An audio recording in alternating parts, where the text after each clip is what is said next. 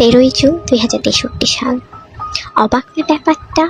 ডিসব্যান্ডিং হবার এত বছর পর বৃদ্ধ 7 জন বিটিএস সদস্য এক হয়ে কনসার্টের আয়োজন করে 50 বছর পূর্তি উপলক্ষে। 2023 সালে যেটা ছিল স্বপ্ন সেটা আজ আমার পূরণ হয়ে গেছে। আমিও সেই কনসার্টে। কোটি কোটি আর্মি ছিলাম আমরা, এখন মাত্র কিছু সংখ্যক আর্মি, সবার বয়সই 50 থেকে 40 প্লাস হবে। কিছুক্ষণ পর 7 রাজা আসে, তাদের সাথে কিছু ছেলেও আসে, তারা দেখতে হুবহু আমাদের 7 রাজার মতো। তখন ইয়ঙ্গি বলে উঠে, আর্মিরা আমরা ছোট বাংলা নিয়ে এসেছি, আর বলেছিলাম না বৃদ্ধ বয়সেও আমি কোমরে হাত দিয়ে ফেক লাভ গানটা গাইবো, এই যে দেখো আমি এসেছি। জিন বলে, বুড়ো হয়ে গেছে, তারপর I am world wide handsome you know. সব আর্মিরা হাসির সাথে কান্নায় ভেঙে পড়ে।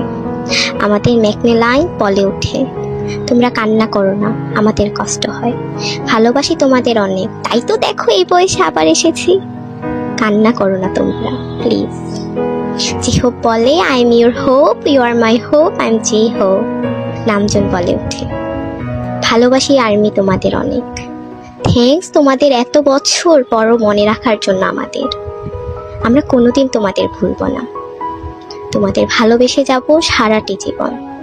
আর্মি অ্যান্ড বিটিএস এর এই সম্পর্ক সারা জীবন থেকে যাবে, কখনো এই বন্ধন ভাঙবে না। তারপর তারা একে একে অনেকগুলো গান গায়, সেই মনে করিয়ে দেয় পুরোনো দিনের কথা। এখন তাদের বিদায়ের পালা। কনসার্টের শেষ সময় 7 রাজা আমাদের কাছ থেকে বিদায় নিয়ে তাদের জীবন সঙ্গীদের কাছে চলে যায়। পিছন থেকে দেখছিলাম আর খুব হিংসে হচ্ছিল, আর মনে হচ্ছিল 7 রাজা শুধু আমাদের, শুধুই আমাদের।